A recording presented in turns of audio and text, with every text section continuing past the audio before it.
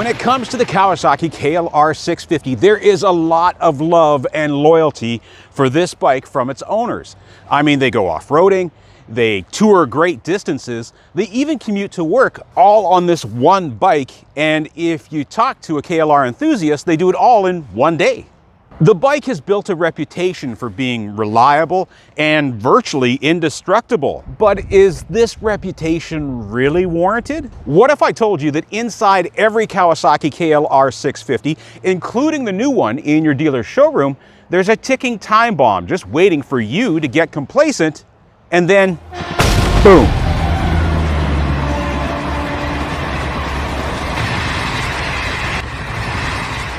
I'm Rod, and this is Rod Rides and Wrenches. Now, Kawasaki makes great motorcycles. I have a few of them myself. They have some of the smoothest transmissions, as long as your second gear cogs aren't grinding off down into your oil pan. Virtually every Kawasaki bike is priced less in your dealer's showroom than any other Japanese manufacturer's comparable model, yet they carry the same electronics, suspension, brakes, in my opinion, at performance levels that are weirdly better than the same Showa forks, Nissan, or Takiko brake calipers that you'd find on those other Japanese brands. So this has left me wondering why Kawasaki engineers would make a system this bad and bury it deep inside the KLR's engine.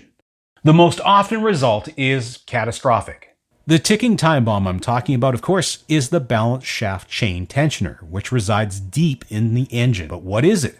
In most single-cylinder and some multi-cylinder engines, a weighted shaft, or in most cases two weighted shafts, are driven by the crankshaft in the opposite position of the engine piston. The balance shafts reduce the free mass forces in a reciprocating engine to reduce the noise, vibration, and harshness. In the KLR650, there are two of these shafts located in the forward and aft position of the crankshaft, and they are driven by a chain which is run from the sprocket on the crankshaft. To keep tension in this chain and prevent the chain from slipping on the four different sprockets it's attached to, the lowest sprocket is mounted on an eccentric shaft that is tensioned by a tiny spring and then clamped in place by a bolt you can access and tighten up to a whopping 8.8 Newton meter, or 6.5 pound-feet of torque. Our predisposition then, as the conscientious part-time technician, is to ensure the idler shaft is locked in place and to forget the torque wrench and tighten this bolt up for all we're worth. That way, if the spring mechanism inside the KLR's engine fails, the tensioner is locked in place, right? This spring is just laying here, wasn't hooked to anything. Unfortunately, over-torquing this bolt will result in the first common failure you'll see in the tensioner, since applying too much torque to this bolt breaks the idler shaft lever deep inside that engine. The other way these chain tensioners fail is when that tiny little spring that's responsible for pulling the idler sprocket on the oblong shaft breaks. When this spring breaks, you lose the tension in the balance chain, and the chain slips on the sprockets. The engine moves out of time with the balance weights, making it ride like a jackhammer, or worse, the chain breaks, piling up in the case, breaking that soft exterior aluminum that holds the oil in your engine or anything else deep inside the engine where it lives with your camshaft chain, starter gears, and stator rotor. Kawasaki did slightly revamp the thin idler shaft lever for the 2008 KLR, as well as using a different spring length. But that didn't help with the reliability of these parts, since first generation and second generation failures of the balance shaft tensioner hasn't improved, and the latest third generation KLR uses exactly the same part used since 2008.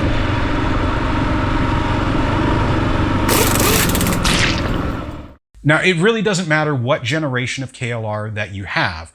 If you don't update the balance shaft tensioner with a stronger version, which I'm going to show you here, your bike is just a ticking time bomb waiting for it to happen. I should also point out that the balance chain tensioner in KLR circles is commonly referred to as the Doohickey. Doohickey. This highly descriptive name, I feel, takes some of the importance away of this mechanism to the well-being of your motorcycle. When I bought the bike that I'm working on here today, the former owner told me that the Doohickey was done, and I didn't need to worry. Unfortunately, when I consulted the factory service manual and parts fiche, I couldn't find the part that was called Doohickey. So what the f is a doohickey? Oxford says it's a small object or gadget, especially one whose name the speaker doesn't know or can't recall. Basically, a doohickey could be anything on the bike. So when I opened the bike to find a broken balance chain tensioner, did the former owner mislead me? Not technically, since his idea of a doohickey and mine could be completely different. For the sake of clarity going forward, I'm not going to use the word doohickey. It's misleading, childish, and just plain stupid, at least in my opinion. To inspect the balance shafts, chain, and tensioner, you need to drain the engine oil, remove the left side of the engine case, and remove the stator rotor. To start, we remove the front sprocket cover and unplug the transmission neutral switch wiring lead. Fish it out of the recess in the engine case along with the stator wiring. There is a retaining clip for these wires on the top of the engine case, and if you can get them free, that's good. On my bike, I had to remove the bolt holding that clip in place and found it badly corroded. I'm starting to think this bike spent a fair amount of time in salt water running down the beaches on Vancouver Island. With the wires out of the way, we can remove the first of two covers on the left side. This first cover holds the stator. The easiest way to remove this cover, once the bolts holding it are out, is to grab it from the crankshaft bolt hole and pull straight out. Once off, you can secure the cover to the frame. Out of the way for now, this way you don't have to remove the stator from the cover or unplug it from the harness. Keep track of the dowel pins in the cover. I'm putting them in the outer cover for now, secured to the bike. Next, I remove the starter drive gears, which consists of an idler gear and limiter gear. Keep track of the thrust washers on both sides of these gears. Inside these gears are roller bearings that I'll lubricate before putting them back in the engine. It's time to remove the flywheel or stator rotor if you prefer. You need to remove the 19mm bolt that holds the rotor to the crankshaft. This bolt is a conventional right-hand thread, so make sure you're turning lefty-loosey. If you need additional torque,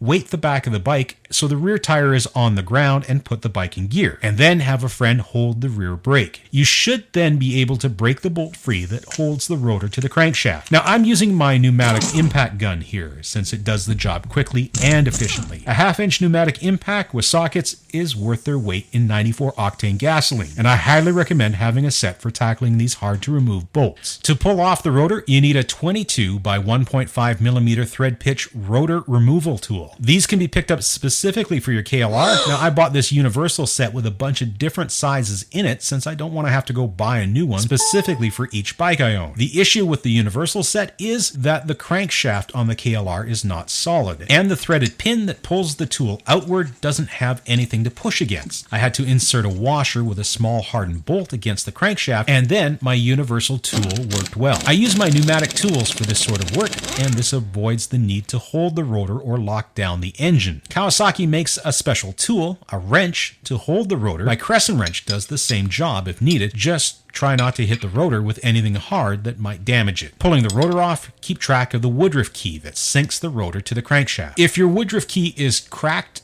chipped, or otherwise damaged, be sure to replace it. Take a quick look at the back of the rotor. You'll see the starter clutch, or sometimes it's called the sprag clutch. If any of the rollers are askew, get a replacement starter clutch. Now you don't want to be doing this again anytime soon. Carefully set the rotor aside, and now I remove the starter clutch gear, taking note again of all the washers on either side of the gear itself. There's one on the outer side and two washers on the inside of this starter clutch gear. The outer part of the balance chain tensioner, called the idler shaft lever, is now visible. Remove the tensioning bolt and slide the lever off the shaft. Inspect the idler shaft lever for cracks or breaks and wear around the bolt area. If this idler shaft lever is intact, good news, we don't have to go fish for bits of steel inside the engine. And we can move on to the inside spring part of the chain tensioner. The inner cover can now be unbolted and removed, again taking care to keep track of the inner case dowel pins. And when you remove the inner case cover, the balance chain tensioner may want to come out with the case during the extraction. Try to keep the tensioner pin in the engine block. We now have complete visual access to the various timing and balance chain sprockets in the business end of that balance chain tensioner device.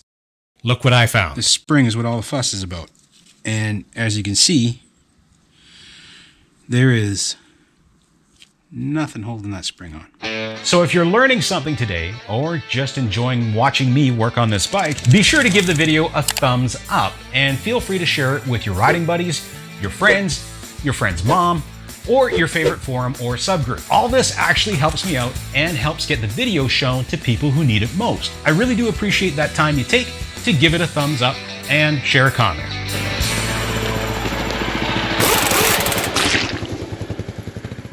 With this spring broken, it looks like we got to the engine just in time. But I will check the balance chain alignment before installing the new balance chain tensioner and lever. I'm using an enhanced heavy-duty balance chain tensioner from Biker's Run for my KLR. I have a link to it in the video description, along with the KLR650 gaskets and universal rotor puller kit. The balance chain tensioner is less than half the cost of similar kits on the market. And as you can see here, it is a substantial upgrade to the original Kawasaki version. This is the adjuster, stock one from Kawasaki. You can see how thin it is. Sometimes these will break right here. Very, very thin. This is the replacement tension adjustment from Biker's Run, and it is considerably thicker down here at the bottom where they are known to fail. It's also quite a bit heavier. And the whole point of that is far more robust. The kit comes with 3 springs, 2 regular coil springs with varying lengths, a shorter one for the first gen KLR650, and a longer spring for the second and third generation KLRs. Also in the kit is a torsion spring, which we will also be installing. Most videos only show this spring being installed out of the kit, and I think it's doing half the job it could be. Today, I'll show you how to use both the springs provided when retrofitting this part. Along with the springs is a tiny drill bit, which I'll show you what to do with in a few minutes, and a new washer for the bolt that holds the idler shaft lever. Again, there's a link in the description where you can pick this kit up at a great price, and if you're in Canada, the US, or the United Kingdom, there is free shipping. I'm going to take a few minutes, which is a few minutes longer than I really want to clean up the gasket surfaces on all the engine and case covers. I used a plastic brush on the end of a rotary pneumatic tool to speed things up. Now, some manufacturers have recommended not using these tools on aluminum. Personally, as long as they're soft enough and not a wire brush, I've never had an issue, and I can't understate how much I hate cleaning up gasket surfaces. I've also seen much more damage to gasket surfaces over the years when people have used razor blades, gouging up the aluminum. I still have to use a razor in hard to reach areas and make sure when using the rotary tool not to spray the inside of the engine with gasket residue. Before moving forward with the repair, I'm going to make sure our balance shafts are aligned properly. With the balance shaft tensioner sprocket installed, and if it came out or you removed it, there is a very thin thrust washer on the inside of the sprocket, and it's tricky to get it aligned. Just going to put a little grease on these bearings.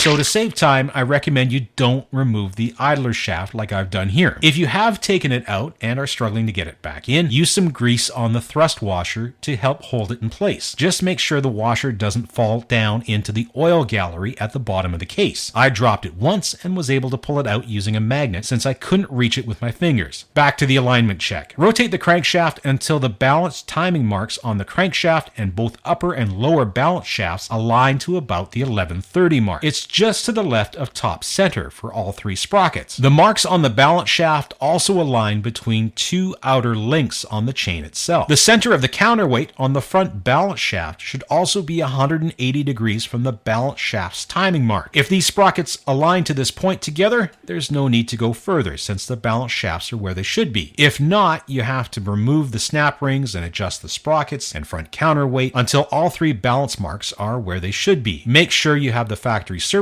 manual handy when doing this. Although it's not that descriptive, it will step you through the process to get the shafts aligned. You probably notice I have installed the coil spring, replacing our broken one. I think the real reason you don't see anyone else install this spring on YouTube is that installing it is a real pain in the ass. This spring is a whole lot stronger than what came off of here, and quite a bit more tension in it. Oh. A number of others say this is an unnecessary step if you're installing the torsion spring, which I'm doing next, but I don't think it'll hurt anything either, and I personally don't have any experience or have seen failures on the torsion spring. But if 2 springs can carry the tensioning load, and you have them, why wouldn't you install them both? Installing the torsion spring requires you to drill a small hole in the outward-facing side of the inner case cover. And now I am going to drill away.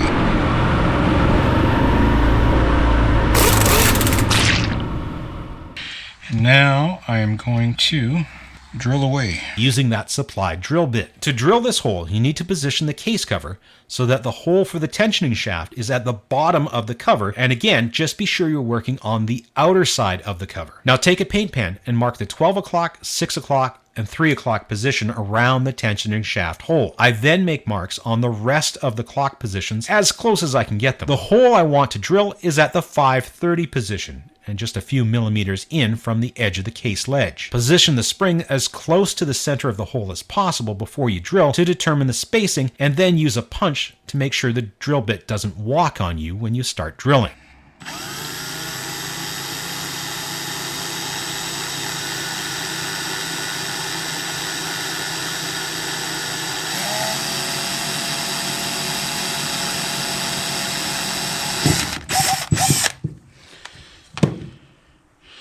And it's okay if you drill through. It's just aluminum. Once drilled, you can install the torsion spring by pushing the tang in the hole you drilled in the inner case. And now it's time to install the gasket on the engine and bolt the inner case cover together. Before installing the inner case cover, be sure to check the O-ring on the starter motor for excess wear and replace if needed. Use some grease around the O-ring on the starter to aid with installing the case cover and prevent damage to the O-ring. I use a few dabs of black RTV to help hold the gasket in place at the bottom of the cover, since this is typically the area that oil would leak from. It's not necessary and just makes me feel better about a potential oil leak down the road. All the bolts on the engine case are then torqued to 8.8 Newton meter or 78 inch-pound. Next, I install the new idler shaft lever and hold down bolt with that new washer that's supplied in the kit, but I'm not torquing it down until the torsion spring is on the lever. Again, this step isn't the easiest, but it's a lot easier than installing the coil spring. Looping the torsion spring on and under the left side of the idler shaft lever. I've seen pictures where this spring is not installed properly on KLR forums. It's very important that the coil portion of the torsion spring is pushed back behind the idler shaft lever once you have it installed. You may need to push the spring with a tool like the tip of a flathead screwdriver I'm using here. You also need to make sure the idler lever and idler shaft are fully seated in the engine by tapping them inward toward the center of the engine before going further. After that's done, you can torque the lever bolt to 8.8 Newton meter. Now I can install the starter clutch ring gear, remembering the two washers that go on the back side and the thrust washer on the front side of the gear. And before installing the rotor, it should be cleaned and oil free with just a little bit of grease on the sprag rollers, but not anywhere else. So if you get grease on the back of the rotor face, be sure to clean it off. Install the woodruff key on the crankshaft and align the rotor to the shaft. When sliding the rotor onto the shaft, turn the starter clutch ring gear clockwise to assist with alignment if needed. Installing the bolt that holds the rotor onto the engine is a multi-step process. Start by cleaning the bolt itself with solvent. I'm using brake clean, and then dry it thoroughly with clean towels. There should be no oil on the bolt. Install the bolt and torque the bolt to 20 Newton meter. Now, just check that the starter clutch ring gear is turning clockwise freely. It won't and should not turn counterclockwise. If there's a binding, something is wrong with the alignment, and you need to remove the rotor and reset. Now, remove the rotor bolt and clean the bolt thoroughly again to ensure there's no oil on it. Then reinstall the bolt and torque it this time to 195 Newton meter. Check that the starter clutch ring gear turns clockwise freely and not counterclockwise with the rotor installed. As I mentioned earlier, I'm going to use moly grease on the bearings for the rest of the starter gears. There are 2 roller bearings inside the idler gear and 1 in the engine case for the torque limiter gear. Make sure that your thrust washers are on both sides of the gear or you can damage your engine case. So we've got our washers here, one there, one on that side. This should go in like this. You will also want to put some moly grease on the roller bearings in the outer engine case that has the stator attached to it for the same idler and torque limiter gears. Final step is to install the outer case cover with the stator. Again, I'm using a little bit of black RTV to help hold the gasket in place at the bottom of the engine, and then clear RTV silicone around the rubber plug for the stator wiring. By the way, if any of the copper coils in your stator look dark or burnt, it's time to replace it. The coils on this stator all still look good to me, so we will carefully reinstall the cover and torque the bolts again to 8.8 Newton meter. Neutral wires out of the way. And all we got to do is be careful putting it on, because once it gets close, it's going to suck in.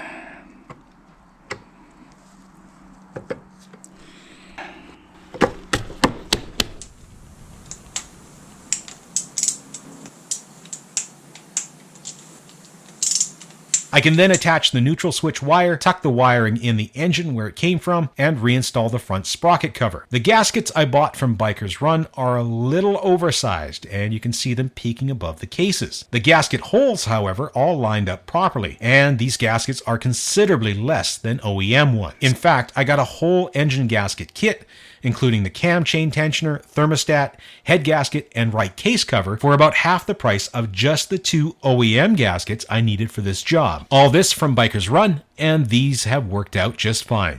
Coming up, I'm going to make sure that this bike still starts. After installing a new oil filter and filling it up with the proper amount of oil, I will then start putting it back together with some cool accessories I bought for it, and then finally, yes finally, I'll be able to take it for a ride. Thanks for watching to the end of this video, and until next time, be sure to ride safe.